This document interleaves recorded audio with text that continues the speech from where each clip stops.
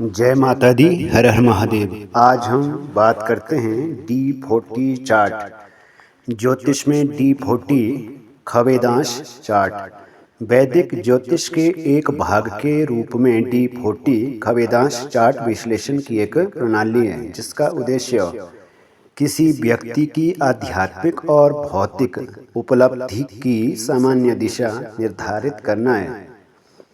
यह हमारे पारलौकिक जीवन के भौतिक पहलू से परे कुछ व्यापक आध्यात्मिक शब्दों में किसी व्यक्ति की योजना को रेखांकित करने से संबंधित है। यह बताता है कि मनुष्यों को क्या हासिल करना है, आनंद लेना या किसकी आकांक्षा करना है।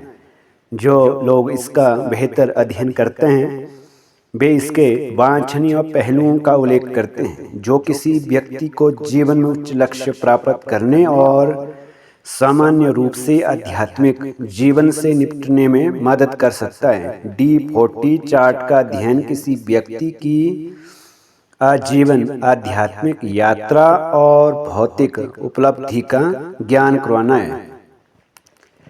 एक दूसरे के बारे में ग्रहों की स्थिति और उनके पहलुओं का उपयोग पूरी मानवता के संदर्भ में एक व्यक्ति का वर्णन करने के लिए किया जाता है जिसमें स्वभाव और क्षमता में अंतर के लिए उचित अनुमति दी जाती है। इसका उद्देश्य आध्यात्मिक मार्ग को समझना है जो भौतिक सफलता और कर्मजाल का रहस्य है।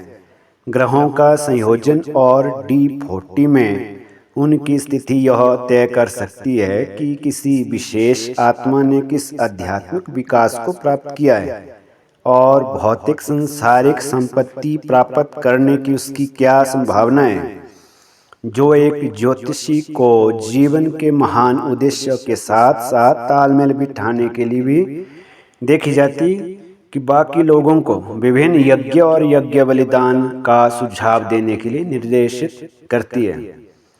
D40 जो चार्ट है इसका सटीक रूप से D40 जिसको खवेदांश चार्ट कहा जाता है एक आध्यात्मिक कला या आध्यात्मिक ज्योतिष माना जा सकता है।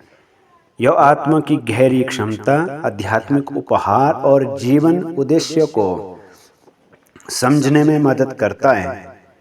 यह D1 चार्ट की तुलना में अर्थात लगन चार्ट की तुलना में अधिक गहराई से खोज करता है। जो चीज़ हम लगन में नहीं खोज सकते हैं वो चीज़ हम D40 लगन चार्ट जो D40 है खवेदांश इससे प्राप्त कर सकते हैं, जिसे नेटल चार्ट कहा जाता है, जो हम खुद को और अधिक पूरी तरह से समझने और अपने उच्च उद्देश्य के अनुसार कार्य करने में मदद करता है।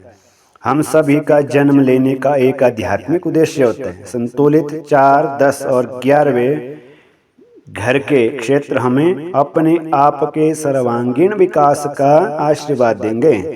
तनावग्रस्त या पीड़ित क्षेत्र इस बात पर प्रकाश डालें कि हमें कहाँ बेहतर विकास की आवश्यकता हो सकती है।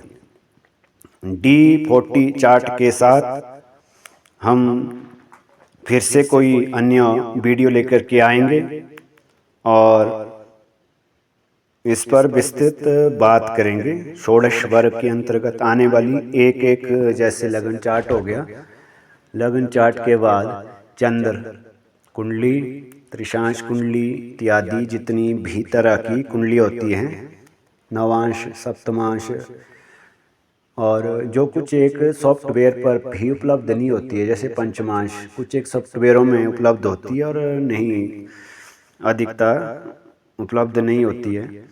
तो इसको निकालने की सही विधि और सूत्र कैसे काम करते हैं इस पर भी आने वाले समय में हम इसमें ज्योतिष की एक विधा लेकर के आएंगे। कल हम कोई अन्य वीडियो पर बात करेंगे। तब तक के लिए जय माता दी। हर हर महादेव।